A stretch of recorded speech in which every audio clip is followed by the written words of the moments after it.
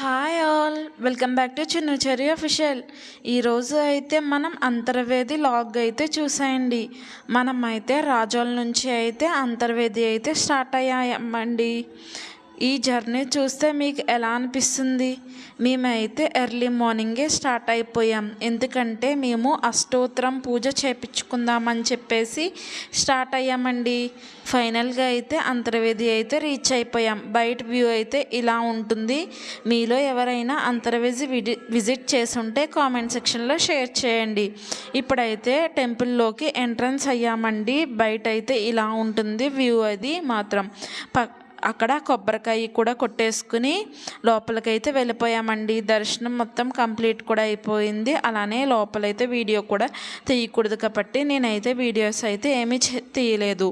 బయట అయితే ఇలా ఉంటుందండి అంతర్వేదిలో అయితే.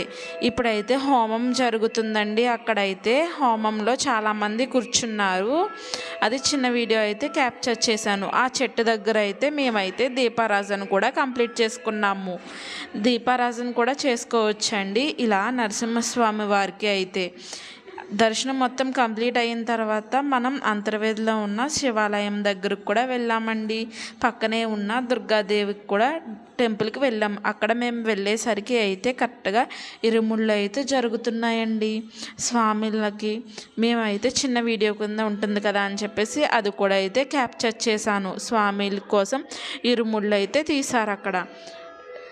శివాలయం కూడా కంప్లీట్ అయిన తర్వాత బీచ్కి అయితే స్టార్ట్ అయిపోయామండి. బీచ్ చూడండి ఎంత బాగుందో. బాగా ఫ్రంట్కి అయితే వచ్చేసిందండి అంతర్వేది బీచ్ అయితే. బీచ్ అయితే చాలా బాగుంటుందండి అంతర్వేది బీచ్. మీలో ఎవరైనా వెళ్ళుంటే కామెంట్ సెక్షన్లో షేర్ చేయండి. బీచ్ కూడా కంప్లీట్ అయిపోయిన తర్వాత మళ్ళీ మేము అయితే టెంపుల్కి అయితే వెళ్ళామండి. అన్నదానం చేద్దామని చెప్పేసి అయితే అన్నదానం కూడా కంప్లీట్ చేసేసుకుని పక్కనే ఉన్న చిన్న షాపింగ్ కూడా కంప్లీట్ చేసుకుని ఇంటికైతే రిటర్న్ అయితే స్టార్ట్ అయిపోయామండి. ఇంతకీ వీడియో మీకు ఎలా అనిపించింది కామెంట్ చేయండి. అంతేనండి ఈ వీడియో కానీ మీకు నచ్చితే ఒక లైక్ ఇచ్చేసి ఒక సబ్స్క్రైబ్ అయితే చేసేయండి ఫ్రెండ్స్.